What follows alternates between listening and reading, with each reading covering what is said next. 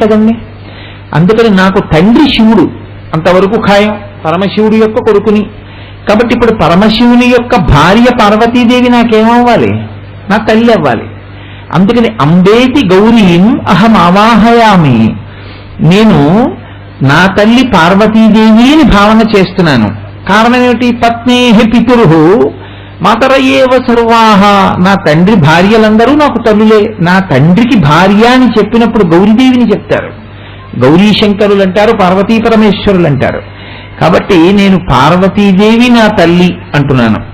పార్వతీదేవి నా తల్లి అన్నప్పుడు విష్ణువు నా తల్లి కాదు అని నేను చెప్పట్లేదు. ఎందుకు చెప్పట్లేదు? ఆ విష్ణువే పార్వతిగా ఉంటాడు కాబట్టి, నారాయణ నారాయణీగా ఉంటుంది కాబట్టి ఆయనే నాకు తల్లి.